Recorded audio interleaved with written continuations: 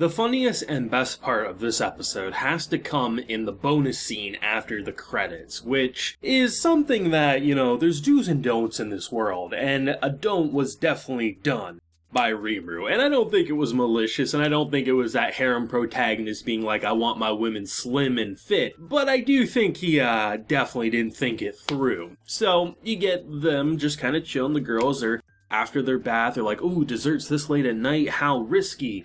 And then they pan over to a weight scale. And you know what? That's fine. Him just adding a weight scale, nothing to really be crazy about. It's pretty natural in bathhouses and things like that. But the sign that said, don't eat too much, that's when it was game over. This man, I honestly feel bad the most about the blacksmiths and just the people who are tasked with building things for Rimuru, because in situations like that, it's not Rimuru you have to worry about. Creating a weight scale, something to measure one's weight in this type of world, is kind of like a revolutionary piece of technology. So as Rimuru's getting punished and kind of getting...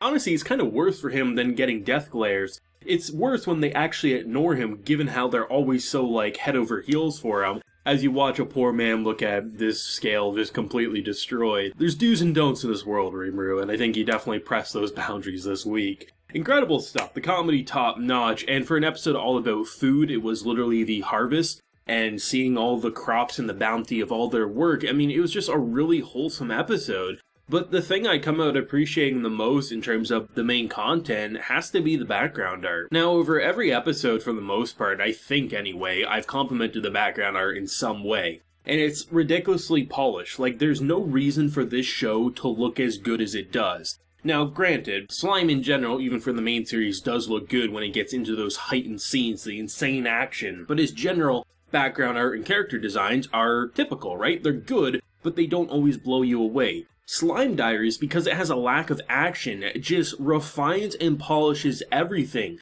to such degree that whether we're up close and personal, looking at the crops, being like, holy shit, that looks photorealistic, to pulling away with a wide shot, seeing multiple character models harvesting, doing their thing, and it all looks crystal clear, so perfect. This legit has some of the best background, character designs, lighting. Every time we have sunset and you have that orangey flare because it looks like an actual sun is setting, the show's visuals don't need to be this good. But seriously, episodes like these that are all about kind of making you feel the same wonder as these characters, not even just with Geld and, the whole idea of food. Just being like, holy shit, we worked so hard and look at what we now have to show for it. It has the traditional, here's characters fighting over who has the biggest crop, but for the most part, it feels like not only were they trying to make you feel as in awe of the crops as the characters, which could be difficult. I mean, we have food in our fridge, we go to the grocery store, right? Not everyone's going to have the same wonders of being like, yeah, it's a bunch of crops, good for you. But the way they detail it, it's hard not to be like, holy shit, I want to eat that. That actually looks delicious despite being a drawing. There's only been select cases of anime that have really sucked me in like that. And one of the best ones I'll come back to time and time again has to be Non Non Biyori, a very simple slice of life.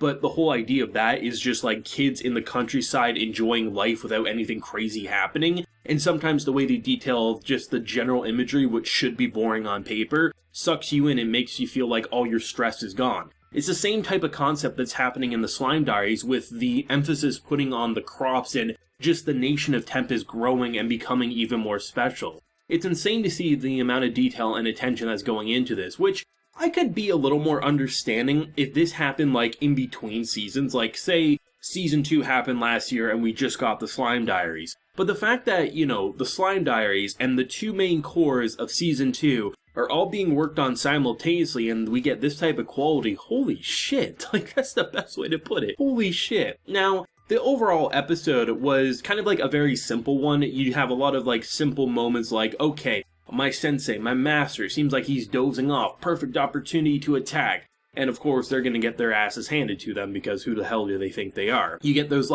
bait and switches of oh, a trainee's finally going away, she's done her duty. And as soon as I saw that scene, I was like, there's no way in hell she's gonna be in the bar. And lo and behold, she was in the bar. And even though, it's not the craziest of things, I love the idea of Milim, legit trying to kill Rimuru or attack Rimuru because he throws her mighty crop into the flames because it's literally a hard, disgusting looking piece of food, but it's proud because look at how big it is. But then it turns into this mushy, delicious mess, basically, and just seeing the different characters and how they respond, I think it's great. Hell, even getting like a simple moment, another great example of how it takes characters and makes them feel a lot more organic. Having our boy reflect on how he got his sweet tooth from his father, and that's why he has the same type of sweet tooth in present day, which also kind of goes to show why he may be picky about his vegetables. A character who grew up with a sweet tooth naturally would probably push back against the plain-tasting vegetables, right?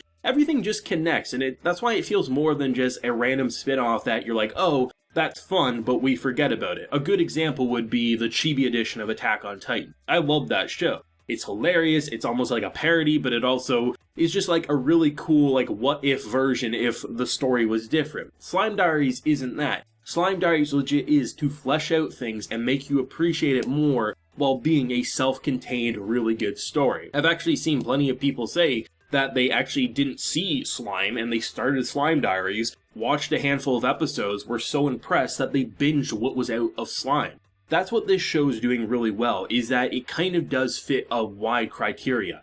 It's a slice of life through and through, while actually being character building and relationship forming in some of the best ways we've seen. It's just a very wholesome, it's very peaceful, and whether you're looking for something that's cute, get that. Geld is a great example of that, like seeing these orcs cry because they're eating such delicious foods. I will, every single time they give me, Geld or some of his followers, moments to appreciate food, I will bring it up because it is one of the best aspects about Season 1's content. An orc father who is literally starving and fed himself to his people because of his regeneration abilities. Seeing the Slime Diaries, I thought it was already good with how they handled it in Season 1, but getting to see them build up the harvest and their crops, it makes their connection to Rimuru all the better. And even when you get Gabru and his absurd songs and dances that Rimuru shuts down at this point, it does make you feel like the reason these characters follow and trust in Rimuru so much, it's deserved, because without him bringing them together, teaching them how to do things, even if it's their skills doing